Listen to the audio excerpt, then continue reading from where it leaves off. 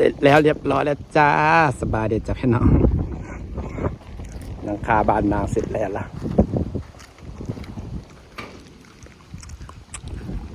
เป็นลูกเป็นล่าง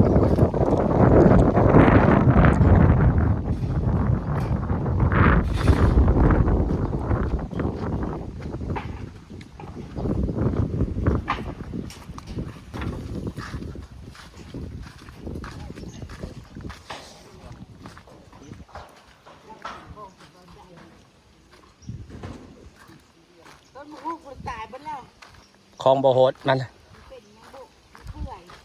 มันแดดโพดมันอันนี้กลัวมันห้อนโพดแล้วมันในมันลวกมันลวกแล้วมันห้อนโพดแล้วมันแบบว่าพอเฮาฮดน้ำลายแล้วมันลวกหนาวอะไรกลัวบ้าบอก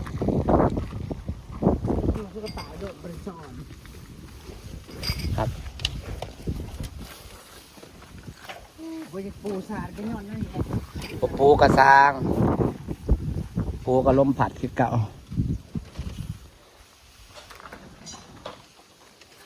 ถ้าฉันปลูกปีก่อนฉันสั่งมากกับต้นมะฮุ่ยพวกอะไรนะบอลอดก่อนมันบวมบอลอดจะมันบวมต้นฮุ่ยเดือน6จังปลูกค่อย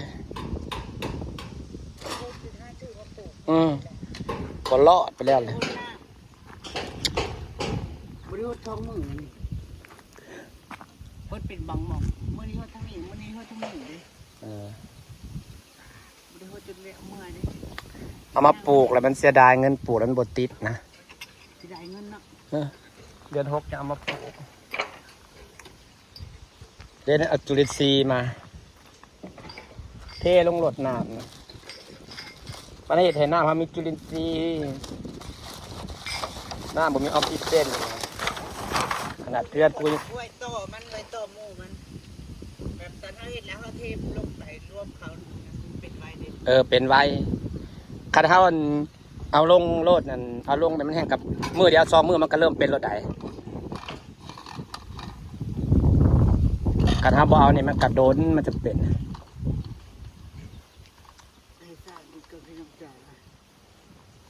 ตัวดินจะรวยอันนี้ต้องตัวดินใส่แดงนะอันนี้เอาไว้หลายเลย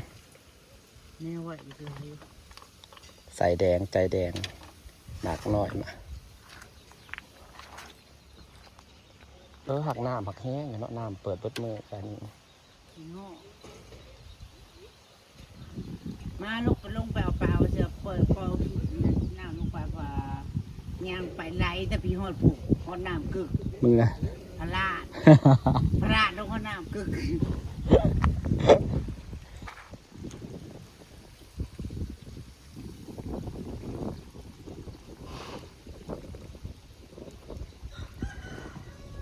เอาแหนมาใส่อีกเป็นเลยมันเอาอะไ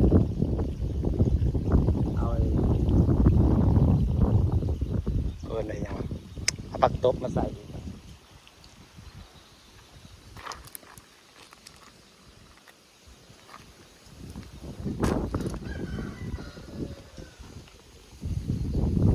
แปบไปจะแปบไปมาแปบเพชรเดียวแบบเสร็จแล้วจ้าหลังคาบ้าน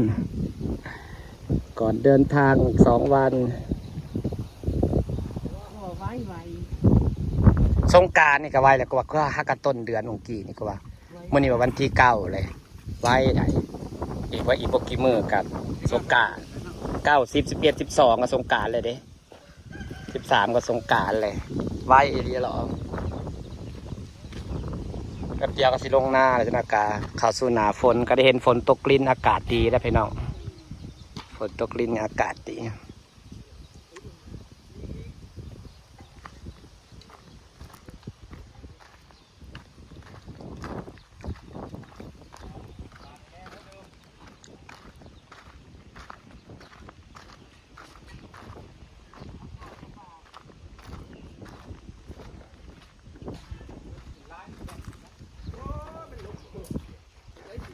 ได้หมักแตงแจกวะนี่เหรอเห็นเบาเอื้อโพสหมักแตงแจกมาบ้านหมักขายหมักแตงมาบ้านนี่เอาหมักแตงมาแจกบ่ เห็นเอื้อโพสต์ขายบักแตงเมื่อวานนี่อ๋อเข็ดตะลุดีเนาะ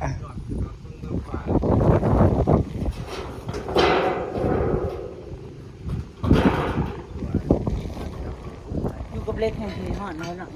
ฮ้อนมาอยู่เทงนะ เท่าอยากกระเย็นไปเพิ่นกระดาษน้ำตั้งอยู่ยังต้มมาม่าซุกก่อยปะน้ำตั้งไว่าอย่าไปต้มมาม่ายังซุก มันฮ้อน น้ำจนออกอายผดบอกพอแล้ว งั้นน้ำกินอยู่ในตุ่มเนาะ ฮ้อนยังว่าต้มมาม่าก็ยังซุกอยู่วะ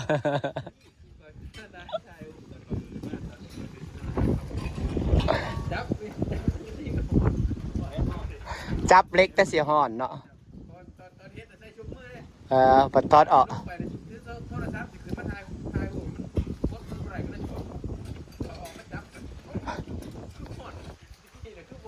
แค่เล่นบดาดบนลวก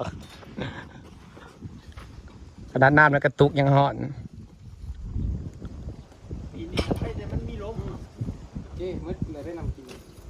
และบอสข้ามบ้อง เวลาเขาบอกว่าสองเถื่อที่เขาบอกไปหลักของบ่ออยสองเถื่อนะ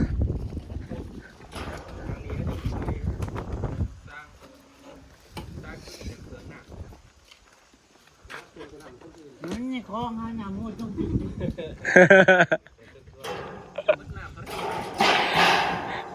น้ำบาดาลนะมีห่มอยู่แล้วแบบนี้ เลือดขาบอดเทก่อนก็จะโอเคนะแง้มให้นั่งเป็นเทพื้นก่อนแง้ม นั่งเล่นแล้วสิลงนอนเพื่อนเขาไม่ให้นอนปูพื้นแล้วจะมีคนมาหลงนอนแบบปูกระจังเพื่อนมันได้ขึ้นครับว่าให้นอนเพื่อนมันได้ขึ้นมาสินอน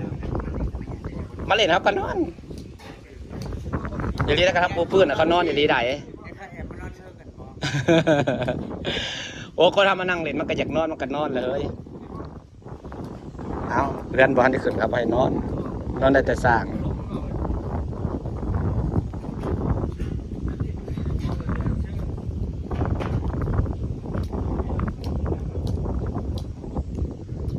หักมันก็เป็นสีเย็นๆเนี่ยน้อยดอก